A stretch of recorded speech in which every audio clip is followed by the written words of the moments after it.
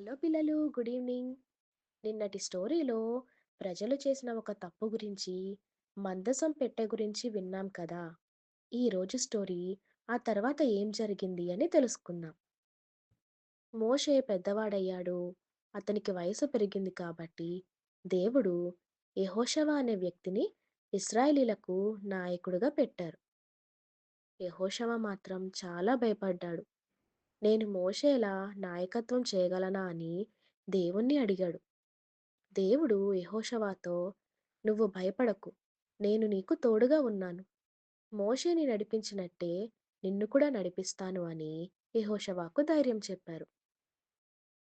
దేవుడు వాళ్ళందరినీ కానాను దేశం వెళ్ళమని చెప్పారు. వాళ్ళందరూ కానాను దేశం ప్రయాణమవుతున్నప్పుడు ఒక పెద్ద ప్రాబ్లం వచ్చింది. అదే యెరికో నగరం. యెరికో పట్టణానికి పెద్ద పెద్ద గోడలు ఉన్నాయి. అవి చాలా ఎత్తుగా ఉన్నాయి. చాలా స్ట్రాంగ్‌గా ఉన్నాయి. ఆ గోడలు ఎవరు ఎక్కలేరు, ఎవరు దాటలేరు. ఇశ్రాయేలీలందరినీ చూసి యెరికో ప్రజలు భయపడి ఆ గేట్స్‌ని క్లోజ్ చేసేశారు.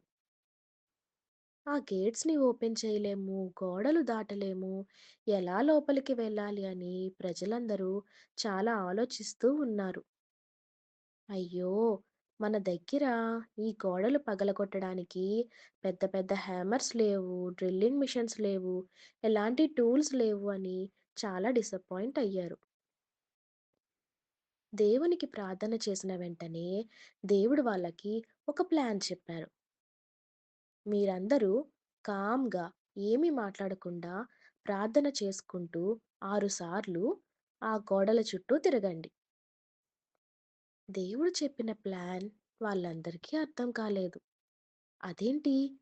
కేవలం నడిస్తే చాలా? ఈ గోడలు పడిపోతాయా? మనం లోపలికి వెళ్ళగలమా అని ఎవరికి వాళ్ళు మాట్లాడుకుంటూ ఉన్నారు. అప్పుడు యెహోషువ, దేవుడు మనకేం చెప్తే మనం అదే చేయాలి. దేవుడే మనకి దారి చూపిస్తాడు అని అందరికీ ధైర్యం చెప్పి నడవడం స్టార్ట్ చేయమని చెప్తాడు.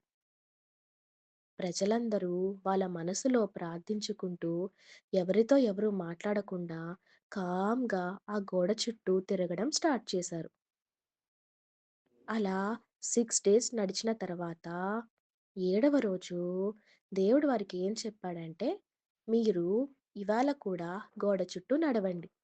నడిచిన తర్వాత ఒక బూరను గట్టిగా ఊదాలి" అని అన్నారు. ప్రజలందరూ అలానే చేశారు. ఆ గోడ చుట్టూ తిరిగిన తర్వాత యెహోషువ ఒక పెద్ద బూరను అందరి ముందు ఊదాడు. దేవునికి స్తుతి అని అందరూ గట్టిగా అరుస్తూ ఉన్నారు. వెంటనే ఒక పెద్ద సౌండ్ వచ్చింది. ఆ గోడ కూలిపోయింది. అందరూ ఆశ్చర్యంగా చూశారు.